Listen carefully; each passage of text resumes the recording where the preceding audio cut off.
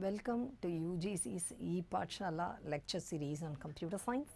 The paper is on visualization technique and this is our last module wherein we are going to look at case studies and visualizations. Some of the learning objectives of this module are this module tries to introduce the different case studies that are available in data visualization. We learn about the techniques applied in the various case studies. We will also learn about the principles of effective data visualization. So, the first case study that we are going to look at is a visual DB, which is called as WisDB. So, what is this WisDB as such?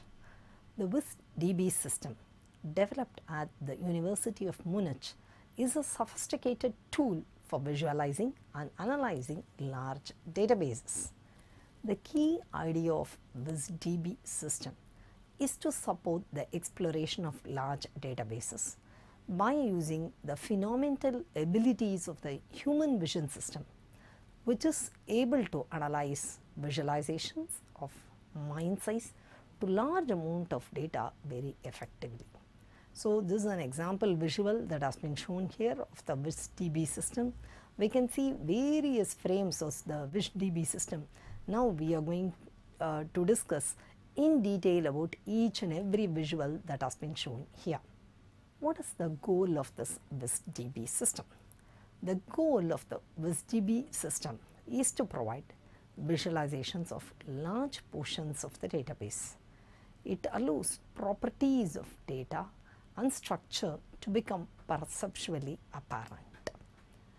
Distinguish the WisDB from other approaches.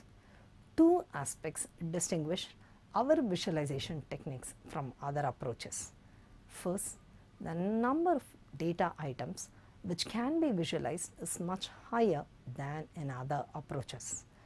In general, this technique uses each pixel of the display to represent one data value. This means that the number of data values which can be visualized at one point of time is only limited by the number of pixels of the display. A second unique feature of technique is that the generated visualizations are query dependent.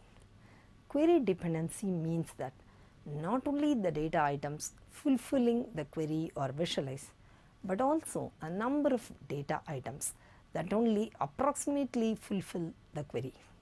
The approximate results are determined by calculating the distances for each of the attributes and by combining them into an overall distance.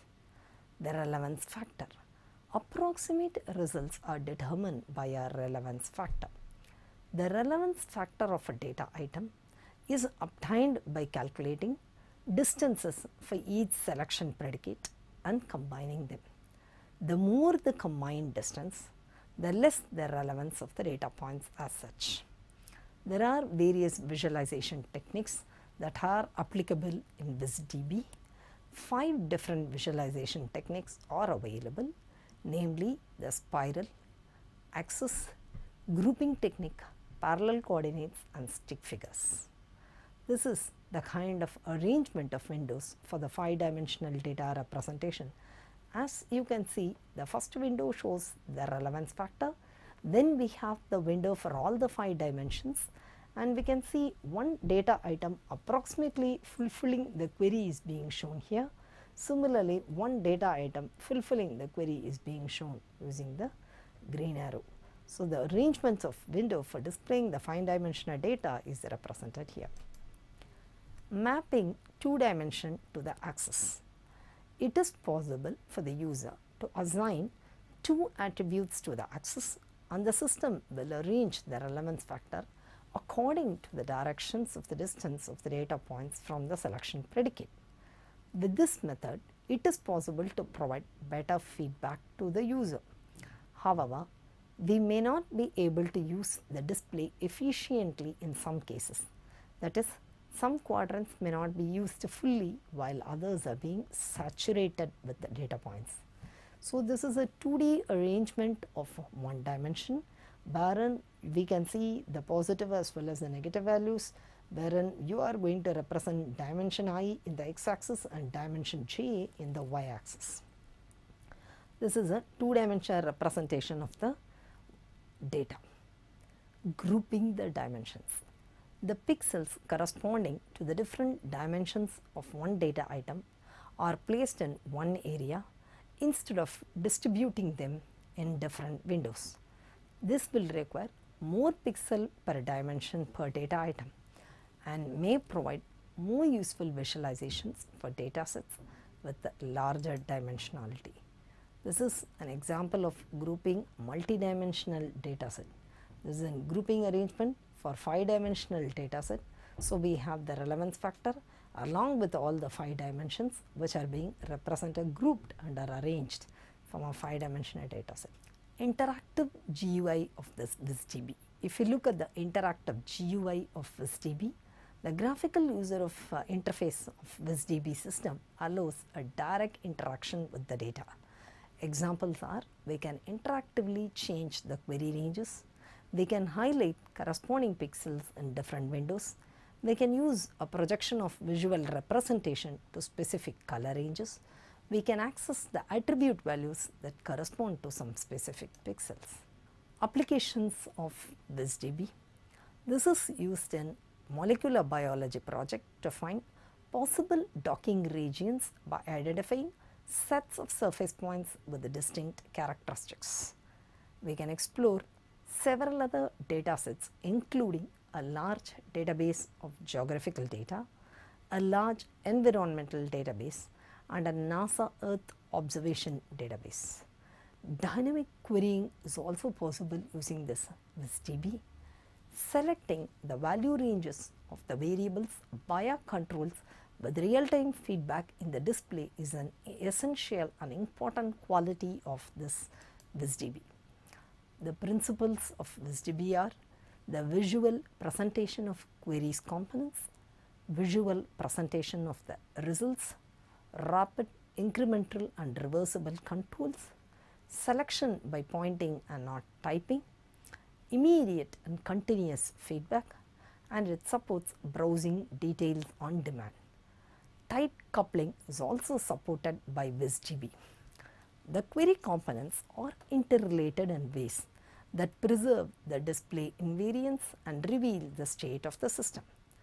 Output of queries can be easily used as input to produce other queries.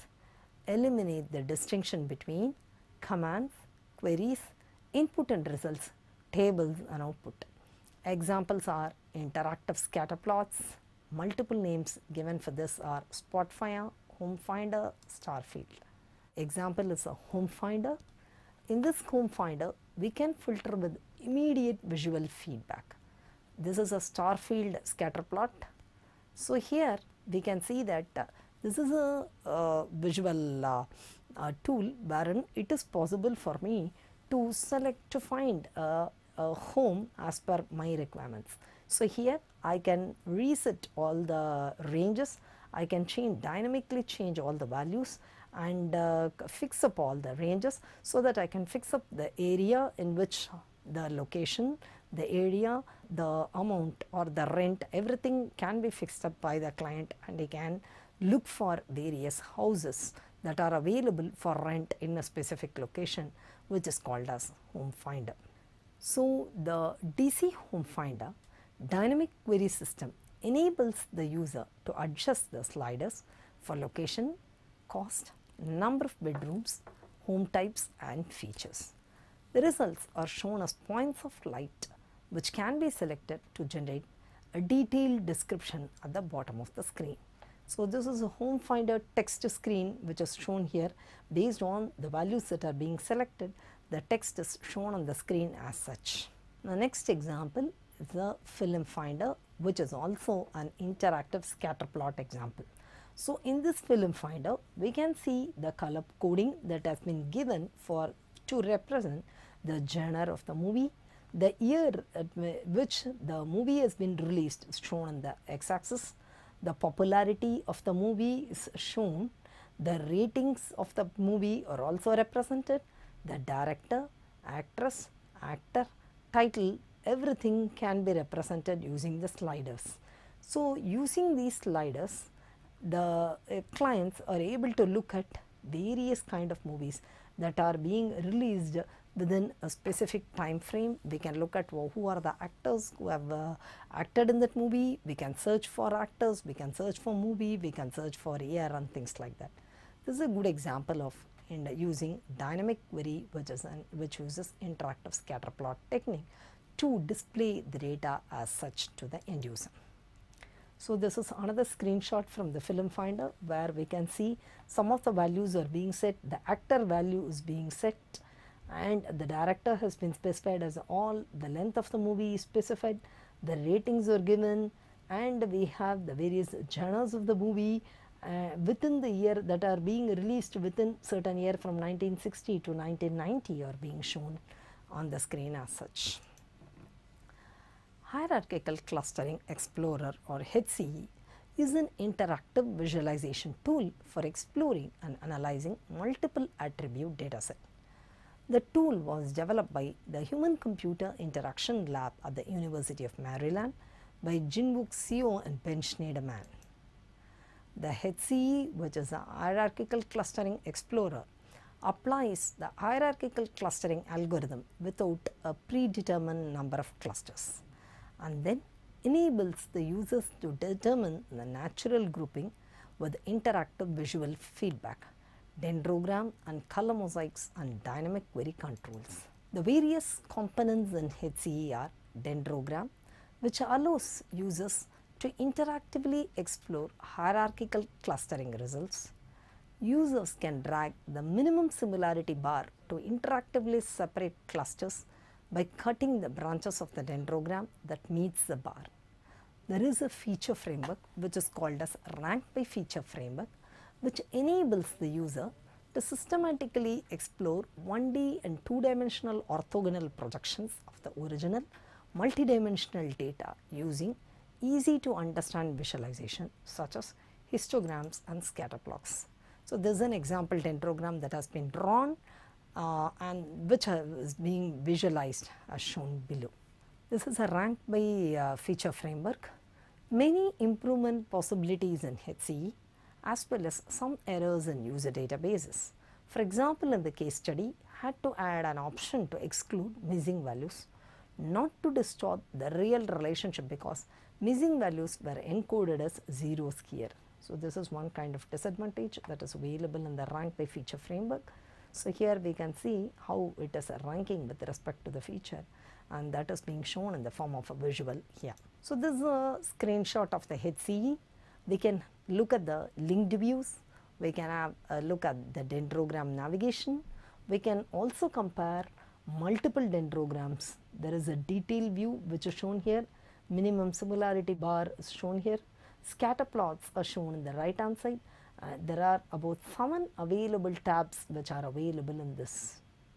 Next one is the interactive exploration techniques, which include dynamic query controls, using which the number of clusters and level of detail can be controlled.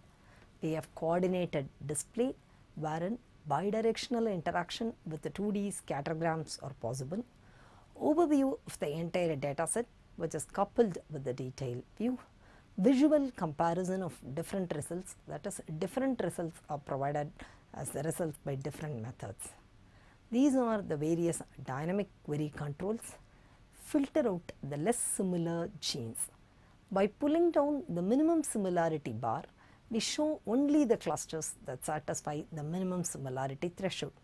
This helps the user determine the proper number of clusters, and it is easy to find the most similar genres. We can also adjust the level of detail in dynamic query controls by dragging up the detail cutoff bar, and we can show the representative pattern of each cluster. We can hide the detail below the bar, and it is easy to view global structure as such. In the coordinated display, 2 experimental conditions for the x and y axis. The 2-dimensional scattergrams are limited to 2 variables at a time and readily understood by most users Users can concentrate on the data without distraction, and bidirectional interaction between displays are also possible.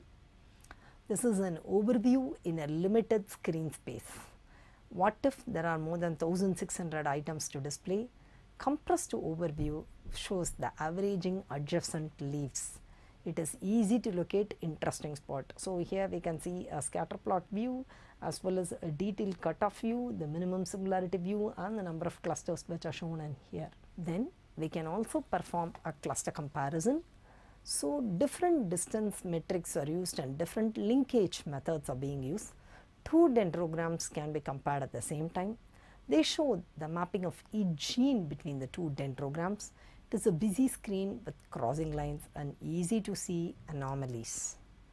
We can also incorporate visual design principles like usage of sound visual design elements like line, form, shape, value and color, with the principles like balance and variety to make the visualization both more inviting and easier to read for trends and comparisons. This will become particularly important as we take our linear metaphor visualization to the next level.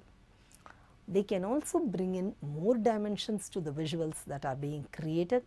Once we have good data and a sound underlying spatial metaphor, it is time to take into account the complexity of the metaphor.